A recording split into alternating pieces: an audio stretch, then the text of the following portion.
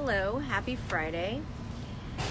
This week I got a question about how to increase self-worth. And the question was some simple ways to increase self-worth, and I thought it was not such a simple answer, but I'm gonna do my best to give my simple answers on how to improve self-worth. And so one of the things that I want to say is that I think that most of us probably have an okay sense of self-worth to begin with, or we have had one at one point in time.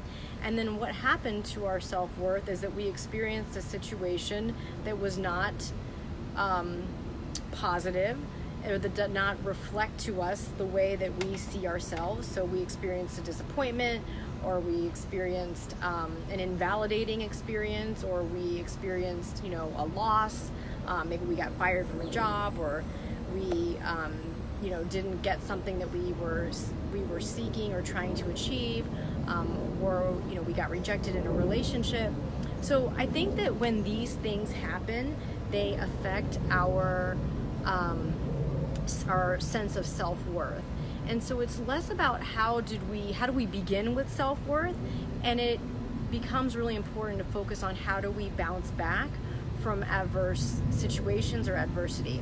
So I want to say that, and say that, so one of the things that I think that we do that affects our self-worth is that we stay in situations too long that are not aligned with who we are and what we want.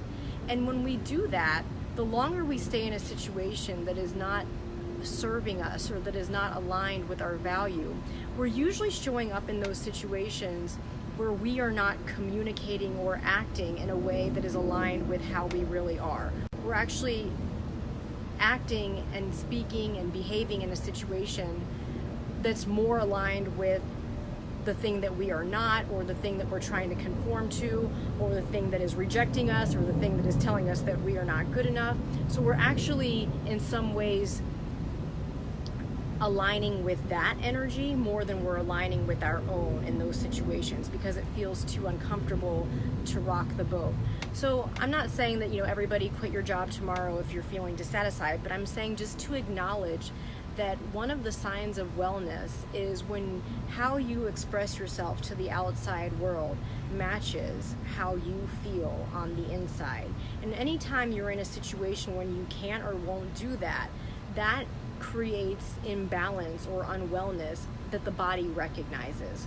So one of the steps that I'm talking about here about increasing self-worth is to recognize when you're in situations that are invalidating or where you cannot show up as yourself, and make steps to either align yourself in that situation, or to move around that situation or past the situation where you can be in a place, in a situation where you can show up more authentically. And then the three other things that I will share are actually Marty Seligman's steps on resilience. And these are things that you can do after a situation or a setback happened and you want to reframe the way that you're thinking. And these were actually taught to me by Sarah Oliveri, who is the life coach at our practice.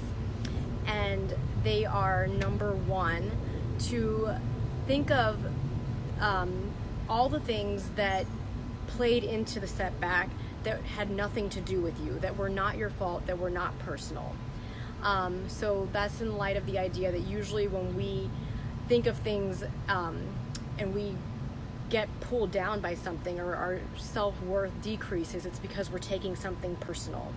So the solution is to reframe the situation by recognizing all the ways that it was not personal, or it is not personal, the situation that isn't going your way. The second thing is to recognize that it is not permanent. So to reflect on all the ways that although something set you back or something disappointed you, to reflect on all the ways that that situation did not continue to occur, or was not a continuation, so that it ended. And then the third way is pervasive. So when we get down by something and we kind of fall into a rut, or we kind of go into a depression about something, our self-worth decreases, we also think of setbacks as pervasive, that they're not just affecting one area of our life, but they're affecting many areas of our life. So the reframe here is to think about all the ways that despite this setback happening, all the other ways or all the other areas of your life that continue to go well. So I would love to hear your thoughts on the practices and any other practices that you guys have that help to improve your own self-worth.